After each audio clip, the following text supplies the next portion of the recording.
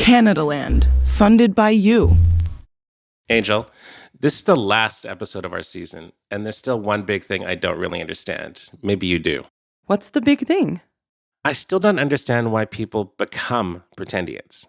It's still just so weird to me that people do this. It just seems like so much work keeping up the act all the time. I mean, we have talked about the benefits, though. Some of them are running money scams. Some of them are trying to get the cushy job or the perks that are meant for natives. And some of them are trying to get cast in a movie or get out of jail early. There's a lot of clear reasons why people fake it. True, but how many of them know they're faking it? Don't you get the feeling that most of these people, maybe even all of them, actually believe they're legit? Yeah, they really do seem to have convinced themselves. So, Robert, here's an idea for our last episode. Why don't we just ask the people why they fake it? Well, we tried that with Guillaume Carl, and you see how that went. The people that don't believe I'm native, they can kiss my Indian ass. You can't just go to somebody who's still faking it. They'll just tell you, I'm not faking. True. But there are folks who have come clean, and they've apologized, like Elizabeth Warren, for instance. I am not a tribal citizen. Tribes and only tribes determine citizenship. When I was growing up in Oklahoma, those were our family stories. That said, there really is an important distinction of tribal citizenship. I am not a member of a tribe, and I have apologized for not being more sensitive to that distinction. We asked Elizabeth Warren if she'd come talk to us some more about this, but we never heard back. So how about, say, Elizabeth Hoover? Okay. People might remember her from a New Yorker article about Pretendians. She's a prof at Berkeley University, and here's the apology she wrote after she was exposed. I'm a white person who has incorrectly identified as Native my whole life based on incomplete information. I caused harm. I hurt Native people who have been my friends, colleagues, students, and family. I acknowledge that I could have prevented all this hurt by investigating and confirming my family's story sooner, and for this, I am deeply sorry. It's not a bad apology. It's not. So we asked her to chat too. I figured she might be open, but she said no. She did write back to us, and she talked about all of the hate she's been receiving, all the harassment and death threats. She said anyone listening to this podcast is probably just looking for new fodder to come throw at her. Here's a line from her email. I want to quote it directly. I doubt me being honest would do anything to lower the stakes for anyone considering exploring the nuances of a multi-generational identity that turned out to not be what they expected or were taught. So to me, it's kind of interesting that she fully understands and says that she's not Native, but her identity is still nuanced. I think there's something worth talking about here, and I wish she had said yes. None of the famous or notable Pretendians who've been exposed would agree to come talk about it with us. But Angel, we did have some luck. We did. There's tons of regular people out there who thought they were Native all their lives, who presented themselves as Natives, and who then learned that that's just not the truth. And there are others who are kind of in the process of learning that they're not Indigenous, or maybe not as Indigenous as they'd hoped. So we reached out, and some of them did put their hand up and agree to talk to us today for the last episode of the season, where we find out firsthand why people just decide that they're Native, what the appeal is, and how they deal with it once they figure out that they're not quite Native, but still maybe kind of sort of connected. It gets complicated, Robert, so let's just get into it. Well, what the hell were you thinking? Your reasons why are unconvincing. Did you need a place where you would fit? Were you looking for a drum to hit? You thought the answer was there in your spit, but nope there, buddy, that just ain't it. From Canadaland, this is Pretendians, the show where we investigate the fakes, frauds, phonies, and sometimes a totally normal, well-meaning person who shakes their family tree and has a coconut fall right on their head.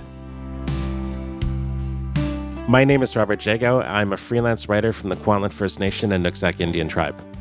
And I'm Angel Ellis, citizen of the Muskogee Creek Nation located in Okmulgee, Oklahoma, and I have been a journalist for about 15 years.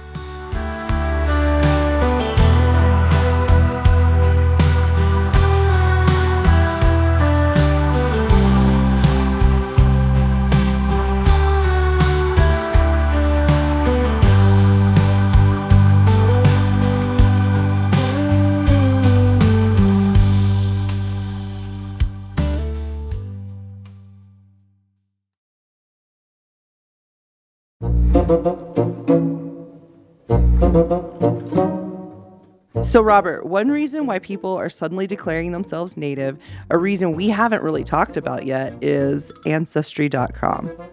I mean, that plus a lot of people are getting those spit in a tube, mail away internet DNA tests, Hello, everybody. On today's video, I will be reacting to 23andMe, How Native American Am I? If y'all remember, a while ago, I did a 23andMe video, a way to connect to my indigenous roots.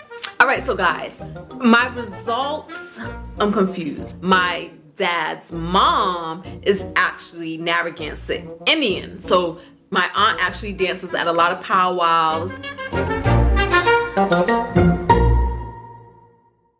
Yeah, I know. So in order to find some people who thought they were Indigenous and then learned otherwise, we posted to a DNA forum and an Ancestry forum on Reddit. This is where thousands of people come to discuss their search for their roots and everything they learned from 23andMe and services like that. Now, as we've discussed, this genetic stuff, this blood quantum business, sure, it can tell you if you had an Indigenous person somewhere way back in your family tree, as many people do, but it doesn't have anything to do with whether or not you can actually qualify for citizenship in a tribe, a band, or a First Nation. And one quick thing to note is that in many cases, especially with older tests, you can't tell. There just aren't enough samples from many First Nations and tribes and bands to really pin down the DNA to that specific group. So depending on the test, it can't tell the difference between Indigenous ancestry in Quebec and Indigenous ancestry in the Yucatan or Argentina. Okay, so here's the open call we put out. We said we were looking for people who grew up believing a family story about having a Native ancestor, but who then got a DNA test that showed that story to be false. We got more than 300 responses. A few of those people agreed to talk with us. Let's start with someone we'll call Jennifer. I mean, my dad always said I'm half Native American. So it was a little bit of a shock to get the results of that genetic test back and be like just around 2%. I got the results back and it was like this huge chunk of like Eastern European and then Swedish. Now here's a guy we will call Ali. I was raised, I call it Native adjacent. I was about 8 years old, and it was right before my biological father left. And one of my cousins told me, "Hey, did you know that we're part Indian?" So I was like, "No, I didn't." And she said, "Yeah, our grandma was Indian." That night, I asked my father. He had probably been drinking most of the day, and he looked at me and said, "That's bullshit. She was white. Don't ever ask me about her again." Finally, here's the woman we'll call Andrea. Yes, from my mother's side, they said that they were Native American, my great-grandmother, but she never registered. So my mom lives in Northern California and she does participate in a lot of the powwows. I don't really know what I am. And well, I'm technically Native, but the term I use is Native but detribalized. Like I'm not part of the tribe, Okay, so we spoke to those 3 people directly and heard back from dozens more via email, and we did notice some trends. So the first thing to note is what you might call the lore aspect. So many of these people grow up with family lore. Second and third-hand stories about someone in the family tree who didn't quite look like everyone else. Whispered stories about maybe a Cherokee grandma, a black sheep uncle with high cheekbones, a little color in the family that they just can't quite explain. One of my grandmothers on my mother's side, they say that she was really hard for her because she looked really Native. He very much looks like he could have grown up on that reservation. He has like the hair, the coloring of my mom, olive skin, and just like dark hair. And he has that, but he also has those really high cheekbones and his facial structure is just like my dad's. My guess is my uncle told me that a friend of his, a Native woman from Arizona that he worked with, encouraged him to reach out to the tribe. I think I'm somewhere between I don't think I'm a quarter. I'd be between like an 8th and a 16th. Another thing that popped out is that all 3 of these people are trying to deal with family trauma. Different kinds of bad stuff happened to their families in the past. She didn't talk about her childhood, but I know that she also had a lot of trauma in her childhood. And so I don't blame her for not wanting to talk about that. I mean, that's ugly stuff. I have learned more about my grandmother in her death than I ever knew alive. She was a very broken woman. She was devastated at the pains of alcohol followed her throughout her life. She went on to have two children after my father and his two brothers. They were removed from the home at different points. My oldest half uncle committed suicide in 85. My half aunt died of issues tied to a lifetime of drug and alcohol abuse in 2006, a couple years after her mother died. I kind of want to know why, like all the trauma. I know that a lot of them, I guess, like an understanding of why, I guess, my grandparents are the way they are and the generational trauma from all these things that's happened to them. Infidelity was really big with the both of them. Like he had an affair, she had one to get back at him. She was seeing the chef at the restaurant she worked with at that time. So I guess the third thing that they all seem to have in common is that they're all searchers. They're looking for something, dealing with these things they don't have answers for and they want them. I'm just kind of curious, like, I understand the genetics part. So this is like one of those weird things where clearly there's some other blood in there that we just never knew. And I had a quick moment of like, maybe my dad isn't our dad, period. I'm just curious now, like, where did this come from? Like, how did my grandmother, I don't know. Where did we come from? Who knows? I started exploring, and I've spent a lot of my time trying to navigate learning about my past. But it's a little different when you like feel some kind of a kinship, but not necessarily a belonging, if that makes sense. I call it Native adjacent, but I've also been Black adjacent and Latino adjacent, right? I've been queer adjacent. Just embracing the culture and learning, like, this is what my grandparents were participating in. Like, this is what they had before, they were colonized, and understanding that kind of the aspect of, the different culture. I think people yearn for some kind of connection and community. And the other thing is, I think people yearn to be different. Angel, I want to spend a bit of time with that first voice everyone heard. It belongs to a woman who we'll call Jennifer. We've asked each of these people to give us a pseudonym because, based on that story we heard from Elizabeth Hoover, it could be really ugly online, and we don't want people to come after them. So this woman chose the name Jennifer, and Jennifer lives in rural Georgia. And she's noteworthy because she's the only person we spoke to who seems to truly accept that what she believed all her life is just not the truth. Jennifer grew up with stories of her indigenous ancestry in Montana.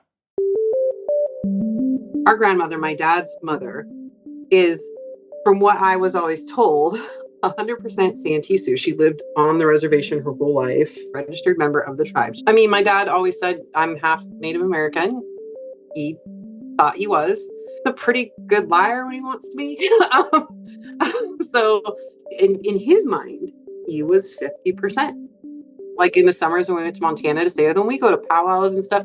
It was never like this huge part of my identity, like, oh, I'm Native. I didn't like really claim it. My dad refuses. He has a thing against like government interference and all this stuff. So he never wanted to register as a member of the tribe. That's one of the reasons he moved to Montana, so he could live off the grid. So, Robert, some people pull the idea of being Native out of thin air. That just isn't the case here with Jennifer. Her dad gave her a lot of reasons to believe that she's Native. He moved into Montana. In the summers, we literally would go there in the summers and live in a teepee. And I'm not joking. Like it was on a foundation, like a wood foundation up off the ground because of rain and stuff in the spring. And it had like a wood stove in the middle and it had a loft. It was huge, but a canvas teepee. And, and I loved it. My husband still like makes fun of me because he's like, well, tell people you spent your summers in a teepee. There's just a lot of Native people there and they kind of like rodeos there. Powwows are a really cool thing to go to. Really good food, the dancing and the music and the like. It was a part of my childhood I really liked. A grandma on the res, a dad who lives off the grid and who built her a teepee. Summer fun at the powwows. Can you imagine what chaos it was when Jennifer learned the truth? It was a little bit of a shock to get the results of that genetic test back and be like just around 2%. I mean, it's kind of like an identity thing. I kind of thought I knew more about my family than I guess I do. I guess I don't really know a lot about my family that I thought I knew, which is an interesting feeling. I'm not going to lie. Like our grandmother, my dad's mother, I mean, I've seen pictures of her mom and her brother. She's definitely Native. I mean, like, where did this come from? How did my grandmother, I mean, obviously she's her mother's daughter, but she's very white passing. So, Angel, what do you think that is? Because I have a sneaking suspicion what the story is there. Something to me says that the tribe needs to really investigate and see if they have any of these $5 Indians on the rolls. And Angel, we haven't really talked about that term before, $5 Indian. How would you define that? Back in the day, land agents took bribes to allow people onto tribal rolls. They paid money in order to be considered native to get land. And the term that is used for that is $5 Indian. You paid to get on the Indian citizenship roll. Jennifer may have had lots of reasons to think she was native, but she also had lots of reasons to suspect that maybe she wasn't. I'm definitely European. I'm a ton Swedish, which is my dad's dad. Even when I look at him, though, he's definitely Swedish. I mean, obviously, I am blonde. It was like white blonde when I was younger. It's kind of a darker blonde now, and I highlight with the sun. I have no eyebrows when I don't put them on. So I'm just going to kind of take a moment to defend the blonde natives who are really, really natives. We exist. So as a bald person, I don't really feel able to comment here. But I think you'll agree that Jennifer seems really genuine and honest and forthcoming and thoughtful and all those sorts of good things. I really like that she's taking this as an opportunity to acknowledge that maybe those family legends aren't hard facts. You know, the fact that she's so nice is why I held my breath a bit when I asked her the question I had to ask her. Before she got the test results, back when she still thought she was really native, did she, by chance, take advantage of any of the opportunities that are out there for natives? For example, I asked her, did she tick the native box on her college application? Yeah, verbally, yes. Because I thought I was. I haven't had to do it lately, but now I'm like, I probably shouldn't because I'm not. I'm definitely European. So it would make me feel like I was lying, even if it was a lie that I believed for a long time on information that I was given. Now I know. And like, I would feel, I don't know if that's taking away from anybody else's experience, but I kind of feel like maybe it would be. Like, I feel like I'm not, so I shouldn't like claim that. I kind of like Jennifer. She seems like a good human. I do too. I think all of this was a lot for her, but she handled it with a lot of grace and consideration for other people. But as people are about to hear, each of these stories, beyond the uncanny things they all have in common, end up being completely different. Like that guy whose voice everyone heard earlier. Boy, howdy. Yeah, it kind of blew me away. I'm like, wow. So that's Ali. And again, we're using pseudonyms, but we chose a pseudonym for Ali that's similar to his real name, and that his real name was not the name he was born with. I have a Middle Eastern name. I converted to Islam when I was like 15, but when I was 19, I changed my name. I have like 5 ancestors that were on the Mayflower. I mean, I'm 6'5", you know, I've always been like a big white guy. Ali is a pretty singular kind of big white guy. And as you'll hear in a moment, he threw us both for another loop.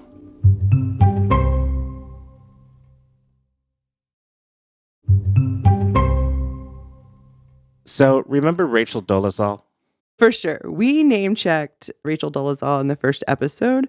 She's the white lady who lived her life pretending to be black. But as it turns out, we made a mistake about who she pretended to be before that. Yeah, it's true that her father made claims about the Dolezals having American Indian ancestry. But what we said is that before she masqueraded as a black person, she was a full-out Pretendian. And it turns out that a source in that was a very dry piece of satire that got repeated in a bunch of places, and we thought it was true, and we put it on the show. So this is our first correction, and it is embarrassing. We regret that error, as we say in the biz. But we need to keep talking about Rachel Dolezal because her name came up out of the blue when we were interviewing Ali. So Rachel and I taught at the same university and in the same program, but Rachel didn't spend much time on white folks, right? So there was some irony in that. Like when things started to fall down around her, it was like, oh, wow, this is bad. So I knew her. We taught in the same program, never really interacted. I shamefully admit to laughing at some of the memes for the first like month after she was outed, because there were some terribly funny memes and I was dying. In hindsight, you know, I look back at that and I'm actually ashamed that I shared those with the people that I shared them with, because, you know, they were just hurtful. Again, going back to the whole notion of intergenerational trauma, I don't know what happened to that woman in her life. But something had to happen to hate yourself enough that you are going to absolutely co-opt and double down on the co-option. I mean, something bad had to happen with her life. Something not right happened with and to her. And I feel bad for being part of the forces that were making fun of her when her life was falling apart. When I think of the whole Pretendian thing, the first thing I think about is who wants to be the native Rachel Dolezal? Nobody wants that, I don't think. So, Robert, I'm glad we played that whole story, not just because it's absolutely bonkers, but also because of the way Ellie feels ashamed of making fun of Rachel Dolezal. I don't feel the same way, but talking to these people has really shaped how I'm seeing the issue. I have a lot more sympathy for folks trying to figure this stuff out. But folks like Dolezal or that biker gang member or the guy declaring himself chief and making 50,000 fake tribal members, they can go kick rocks. Yeah. But just normal people like the ones who generously spoke to us today and who were so open about the personal stuff, I really don't have anything against them, and I don't think it's anybody's business, the personal journeys they're on. These aren't the people who should be targets of suspected Pretendians lists or public shaming or being called out. And talking to them, I kind of hope they find what they're looking for, you know? If there's a way for that to happen that doesn't cost natives anything, I wish them well. So that brings us to Andrea, who's the last person we're going to hear from our Reddit request. My mom lives in Northern California and she does participate in a lot of the powwows. And this one got kind of real. When the ancestry DNA started coming out and more people were like talking about it, I kind of was interested because I'm like, I don't really know what I am. And I just been told I'm Mexican, but Mexican is not a race, it's an ethnicity. One of my grandmothers on my mother's side, the Yaqui side, she said that she was really hard for her because she looked really native. And she said during that time, she said she just went through a lot of discrimination because she wasn't white. And she just had a really hard time. So I gotta say, right off the bat, the Yaqui thing is a bit of a red flag. The Yaqui are one of those famous tribes that a lot of people claim. Another Pretendian I spoke to also claimed Yaqui. Yaqui is to Mexico as Cherokee is to the US as Métis is to Canada. Each is the default one you claim if you don't know better. The more Andrea told us about why she believed herself to be native, the more thin the connection seemed to be.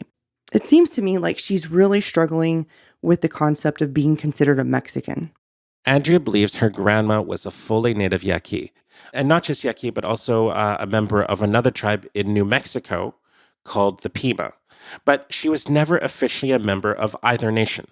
She never registered. So that's what they said, that there was a lot of trauma. So a lot of people have versions of this story of disconnection, that discrimination and trauma and shame severed their ancestor from their native community, and now, generations later, they want to reconnect. That does seem to be a really common thread. For sure. But in Andrea's case, well, it wasn't just her grandma who never registered. Her grandma had 7 brothers and sisters, 7, and none of them enrolled. They all lived during the era of land allotments, so turning down free land and a place to live among other natives, and instead choosing to live this life of discrimination among the general population, well, it would seem pretty unusual for all 8 of them to choose that. If you could register for a tribe, would you do it? If I could, yes, but it would be a different side to see, like, what I've been missing out on. Do you think that hurts your guys' community? So there's a knowledge gap here. My community has nothing to do with Andrea's. The tribe she wants to get enrolled with is an entirely different nation, and I can't speak for them. So I tried explaining to her in general terms how new members can hurt tribes. For example, there are some tribes out there that make a lot of money, and these tribes cut checks to each member every year. This is a thing that people say about natives, and we say, oh, it's not true. It is kind of true sometimes.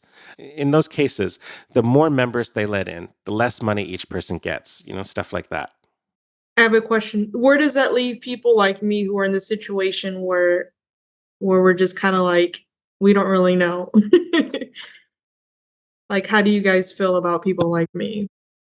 I mean, with you, I think that it might just be a family story, the connection to the tribe, just because it's unusual for one person not to be registered. But then to have 8 people not registered on reservation is really very unusual. because that's 8 people turning down free land. I wouldn't understand the reasoning for that.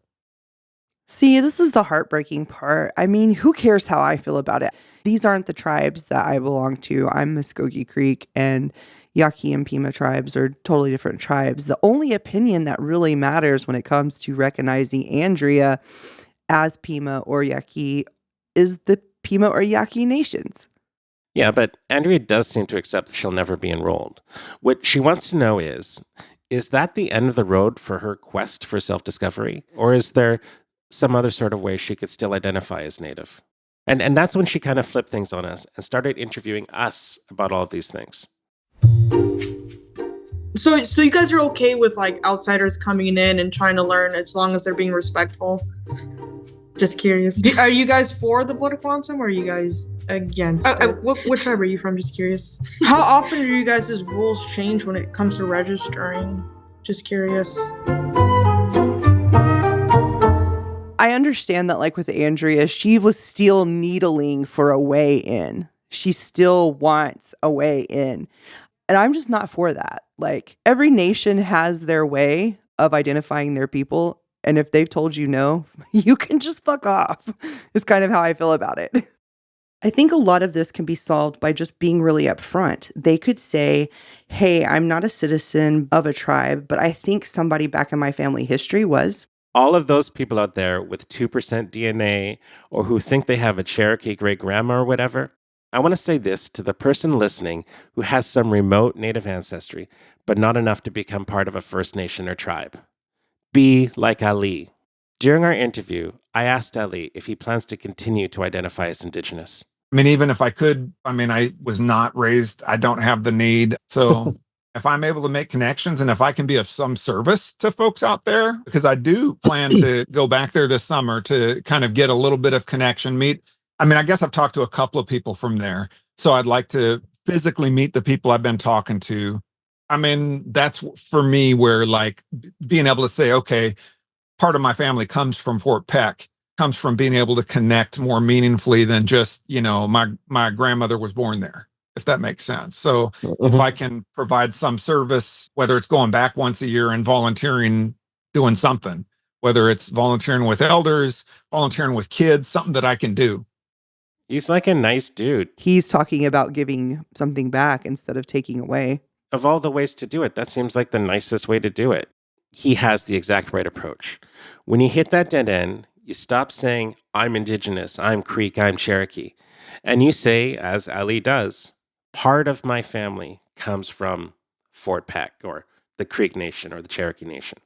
And then you work to connect with people and community and build a connection if you're so inclined.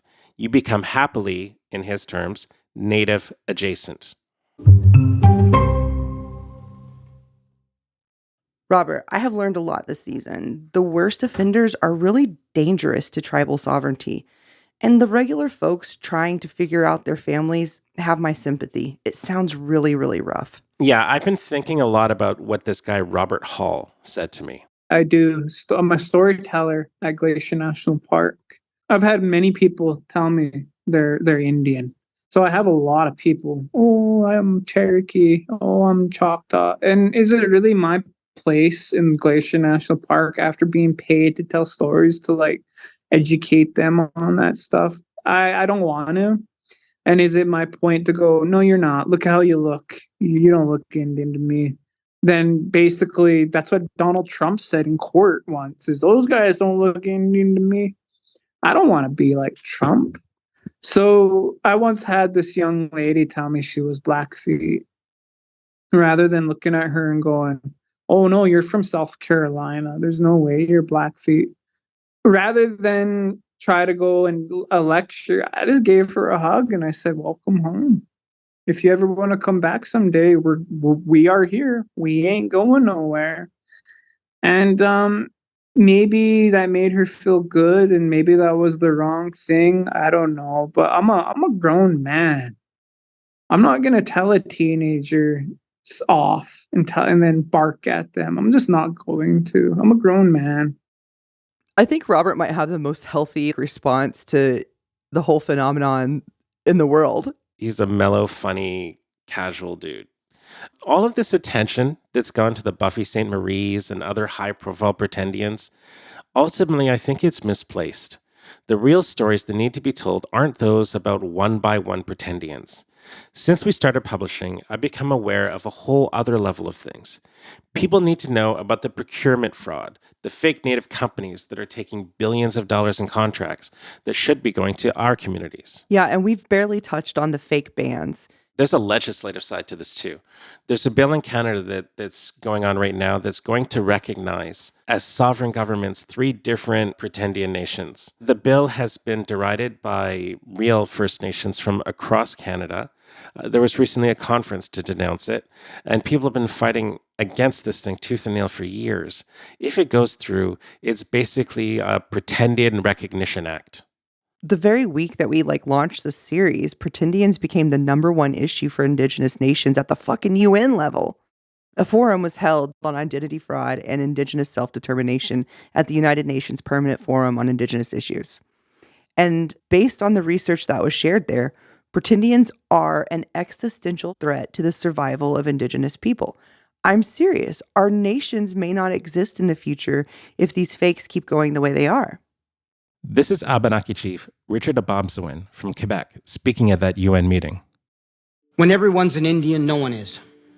In my nation has dwindled down through years. We have roughly 3,200 members left in my nation. This nation that pretends who they are, they have over 5,000. Their groups are outnumbering our own people.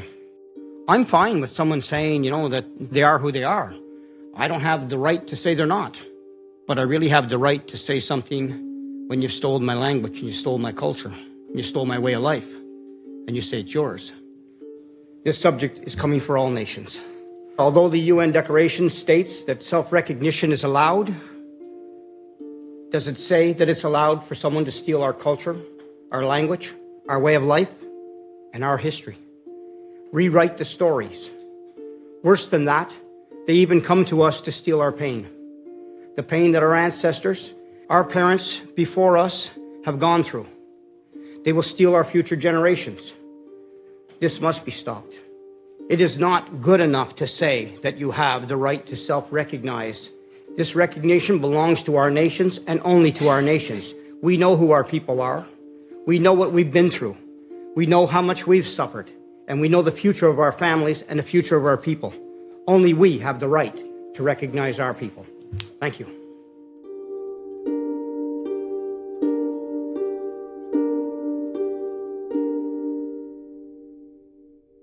I'm kind of blown away that the non-Indigenous world is interested in this podcast. All the listeners who've taken part, who contributed, who've downloaded, who've shared it, and who've commented on it. I appreciate all of you. Thank you so much for giving a shit and taking a moment to think about the life and experience of someone other than you. The songs come from the heart. Some songs come from the gut. Some songs come straight from God. These songs are just made up. Yeah, they're fake songs we got from a robot. You see, I don't really exist.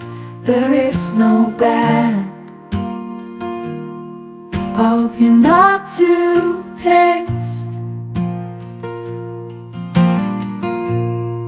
I'm showing you our hand. These are fake songs